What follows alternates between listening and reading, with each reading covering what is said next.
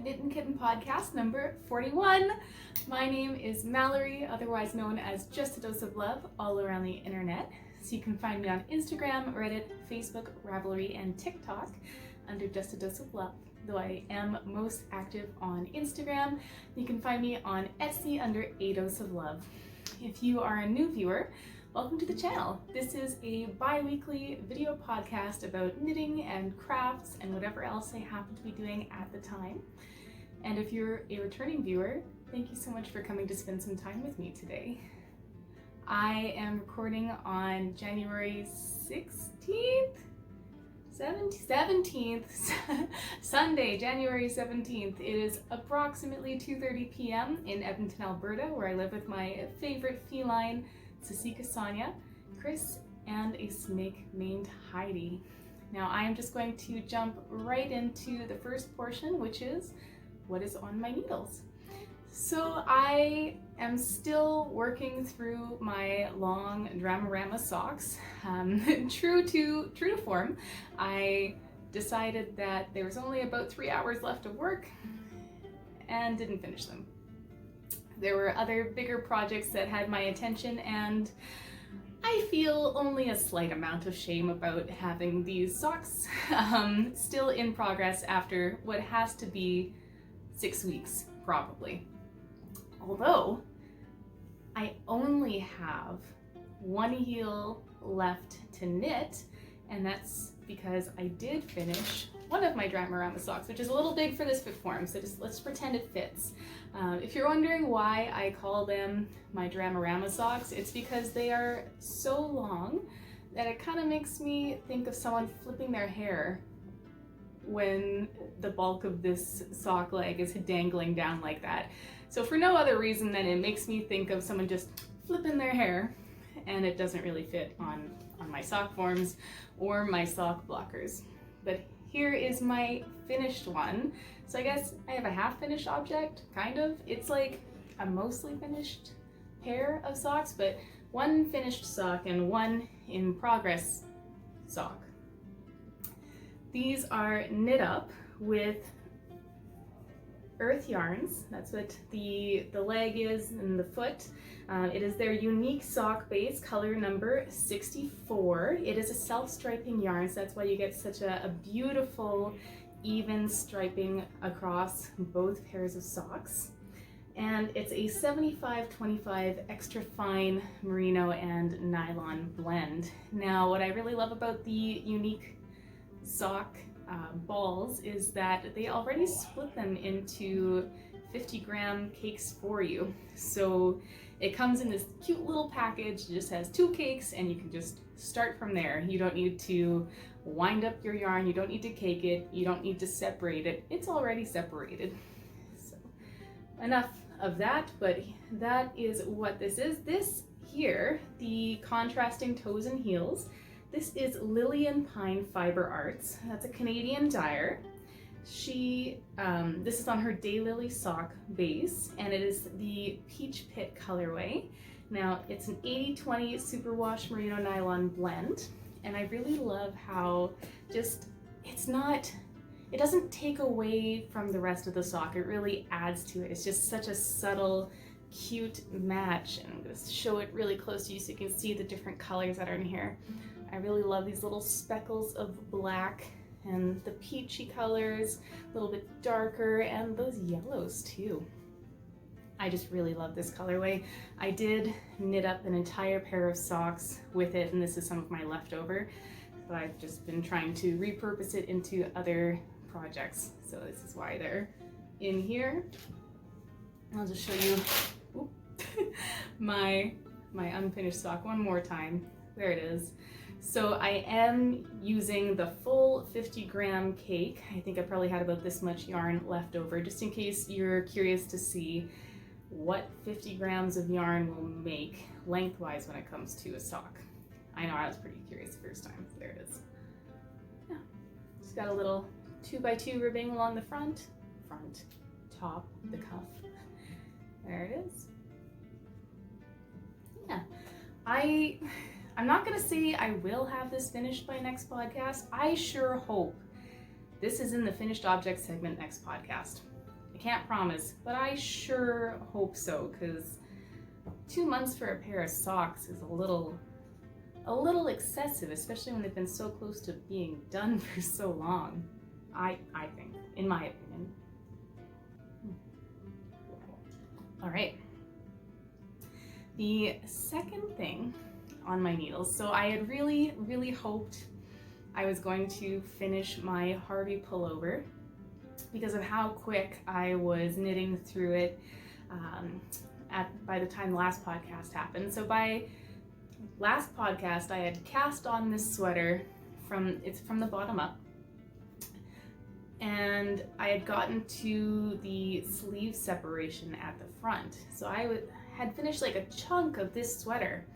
And in the last 2 weeks, I have not done nearly as much on this bad boy. I'm just gonna show it to you. Now there it is. Look at, isn't that pretty? Oh, I love this color. So this is a sweater that is knit up together in the round until you get to the sleeves, and then you separate the back and the front.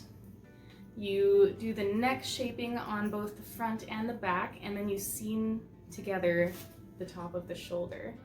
There it is. I've done no real seaming before on any projects, but I'm pretty happy with how this turned out. I didn't actually look up how to seam, so it could be done incorrectly, but I think it looks really nice. And then, since you can obviously see that nothing here is on a stitch holder, what you do is you pick up the stitches for the sleeves and you start knitting in the round, and that's where I'm at on this side here. There it is. I'm starting my sleeve. One thing I have to say, I do like how clean the seams are on this type of sweaters. Before, in the past, up to this point, I have only knit raglan style sweaters, and I wish I had one so I could show you what that means if you don't know. But you start at the neck and you increase stitches from that point, so that there's a little bit of a line right here, a little bit. There's definitely a line here on either side, front and back, and that's where your increases are. And then you put all of your sleeves on a stitch holder, you finish the rest of the body of your sweater, then you pick up these stitches and knit downwards. So there's no seaming at all, and it's basically all constructed in one piece. Whereas this is, I mean, kind of one piece, but I don't really know what I'm talking about, if you couldn't tell. This is all new to me, kind of.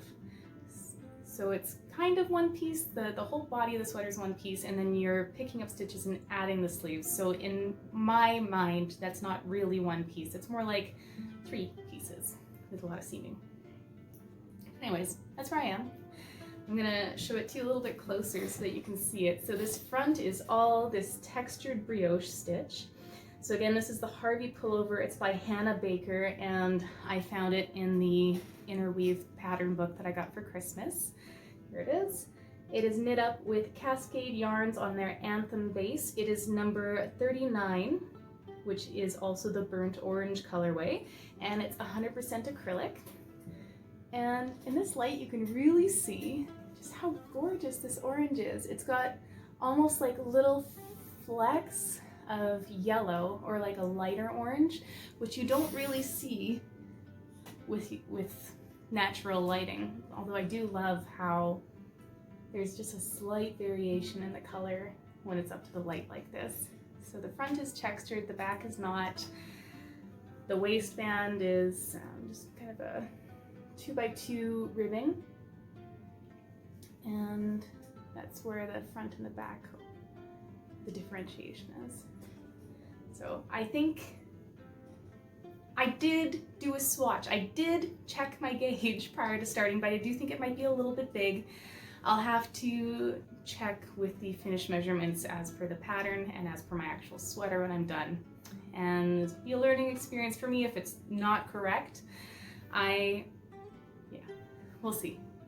And you will for sure end up finding out what happens with this. Although if it is a little bit big, frankly, big sweaters are still comfy sweaters, and as long as it's proportionately big, I'm okay with that. This is my sweater adventure. I really wish I had done a little bit more on this in the last 2 weeks because I really wanted it to be done for this podcast, but that's okay. I got a little caught up with some other crafty projects, which I will start to tell you about soon. First, just a quick drink break here. I'm talking myself a little dry in the throat. Today I'm just drinking some warm cashew milk. Delicious. And yeah, I have been having a very hard time keeping my cat, Sasika, away from my cup. She seems to really like cashew milk, and that's a problem because now I can't leave my drink unattended. Otherwise, she's into it. And like, that's not okay. I don't want cat paw in my drink. Gross. Why am I on this tangent? I'm not sure. My cat likes cashew milk, and I think that's a little strange. It's also really obnoxious. Okay. So last podcast, I had talked about a project that I had going on the loom. I had spent a few hours warping up my loom. So what warping the loom is, it's getting all of the long lengthwise strings set up on the loom, and the weft is the one that goes back and forth, and often that's where you will see in shows or movies or books, that's the one that goes through the strings and then you pull the bar in. And that's what makes your pattern. So I had the loom all warped up and I was getting ready to start a new looming project, and I finished it. Which is why I didn't do a lot of work on my sweater. So I finished my looming project. It is a scarf and it's for my sister. And I'm just gonna show it to you. So here it is. It's long. It's longer than my last scarf. So it's this. This is half of it. So this is folded in half. So it's pretty long. You know, it's a good size scarf. Got those little tassels on the end. And when I had been warping it up, let me show you both sides. It's basically the same on either side. Like one side is the reverse of the other. I'm rambling, sorry. When I had been warping it up, I thought that it would be fun to throw some extra colors in there. So I had measured it out on my chart so I could see where to put those colors, because you have to count them to make sure that I wanted to count them to make sure that it would line up with the pattern. You can see a little bit better. I wanted to make sure it was kind of in these middle spots here. And the most frustrating part of warping this loom was I had done this nice blue, this darker blue, this gray, this blue, the gray again, got to this darker blue, and then ran out of this light blue. So that wasn't gonna work. Then I had to find some extra yarn. This is all kind of leftovers. I've been really hoping that the loom will help me work through some of my stash that has like an awkward amount of stash left. Like there's too much for it to be a coziest memory blanket square. It would be like 8, 10, 15 coziest memory blanket squares, but it's too little to be a pair of socks, and it's definitely too little to be a hat. So think 25 to 40 grams of yarn. It's a little bit of an awkward amount. So I was thinking that this would be a really good way to use up some of those. But anyways, I had run out of the blue, had some of this white left over. This was a white that I had dyed many, many years ago, and I just had it kicking around. Actually, so is this blue. But just kicking around, waiting for a project. I had dyed it, and I completely have no idea what the makeup of this yarn is. I don't know if it's Merino or I have no idea. Yeah. So anyways, I grabbed the white, ended up getting it all ready, got about to this point here, and then I ran out of white, so I had to pull it back again, decided to put this really dark color in, and then finally get to the end. And this whole process probably took me 4 hours between the math and the pulling things back and trying to refigure out how much yarn I had versus how much was going to end up being on the scarf. It's a bit of a process. I think maybe I'll weigh my yarn out next time so I have a better idea about, you know, when I'm gonna run out, and that'll be good. But there it is. Show it to you a little closer. Now I do also want to throw this in a soak for a little bit. What I've read is that it helps the fibers expand and fill any of the little gaps that are left that weren't just woven in tight enough. So this is my looming project. I'm very proud. It probably took 15 hours if I had to guess, including the warping time, which is not too bad, actually. It's like a pair of socks. Not Dramarama socks, obviously, but a pair of socks. Here it is. So now that I've shown you, I can ship it off to her. Or I could just save it for her birthday, but that's in July, and I don't really want to wait that long. All right, so that is all that is on my needles and off of my needles. And I do have a quick stash enhancement to show you. And then I'm going to talk about the silversmithing that I've been trying, which is very exciting. All right, so I did find some very, very cheap mystery yarn at Salvation Army, and I'm intending to use it on the loom. So here it is. Here is one portion. It's almost got a little bit of a lavender hint to it, just barely there. Otherwise it's very gray. I would say it has a little bit of the closer I get it to the light, the less it looks like that's, oh, maybe there. Yes, this is a huge cone of yarn that I knitted for $4. Look at that. Guess who doesn't have to worry about running out of warping yarn on their next project? This girl. So here it is. It's got something in here. So that says 453 platinum dye number 1111, maybe, and it's lot number 2. If anyone knows what that means, please tell me, because otherwise this is absolutely mystery yarn. And it has a mystery yarn partner to go along with it. I should have taken this out of the bag. Ta-da! Look at that!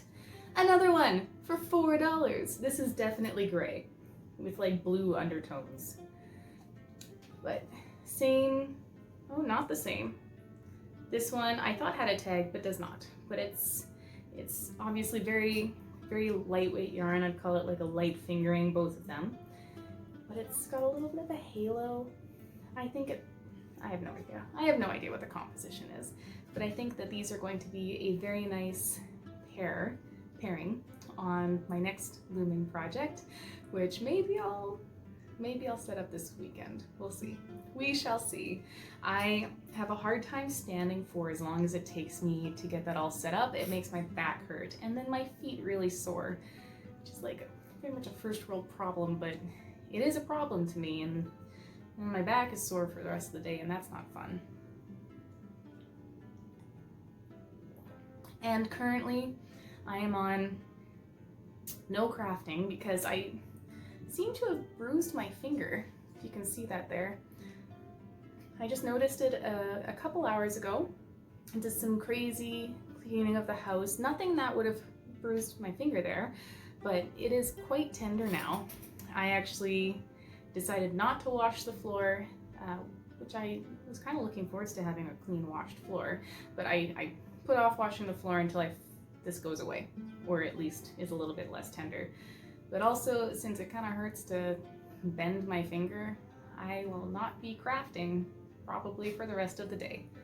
Which, you know, makes me sad, because that's what weekends are for. Has that happened to anyone else? Any ideas what it's from? Maybe I just like pinched it in the wrong way. I don't know. I feel like I would have felt that. All right. Who knows? Hopefully it's gone tomorrow. Silversmithing. So, this is really exciting. I have always wanted to learn how to make jewelry. And I do like some jewelry stuff. I will occasionally buy some nice chain from a beading store, some nice like pendants and throw them together, but I don't really consider that. That's not what I think of when I think making jewelry. That's more like assembling jewelry to me. So I have always really wanted to learn how to make jewelry. So I decided that it was a good time to learn how to silversmith. And I have a couple of rings, I'm wearing all three of them actually, that I made in the last week. They definitely are not perfect.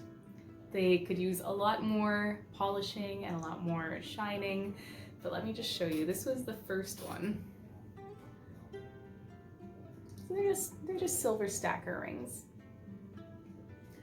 So you get silver wire. In this case, it's a 4mm by 1.5mm wire. You cut that. I use my jeweler's saw that I got, and then you solder it together with silver solder. This one I used easy solder, so you can actually see a bit of a color difference. Where the solder is versus the rest of the metal. I don't know if you'll be able to see it. No, not really. Anyways, you solder it together and then you sand the crap out of it. Start with like a really heavy sandpaper and work your way up finer and finer and finer. And then I was using my Dremel tool for the final polish with the rouge polish. And I did buy a couple of Dremel accessories yesterday. So I'm gonna try and give these another spin with the polishing. They don't look that bad, but there's definitely some polishing to be desired there. So that was ring number one. And I decided I wanted to try with some half round wire, which is this one here. I'll show you what the difference is. So you can see how it's actually rounded instead of flat. That's the half round wire. Also imperfect. It's not exactly circular. It's not a perfect circle. And it's a little uneven with my polishing in some spots, but that's okay. And the last one, still just a stacker. I did try and stamp the inside though with some letter stamps that I have, and I don't know if you'll be able to see it, but let's see. Oh yeah, you can. Look, I stamped Knittin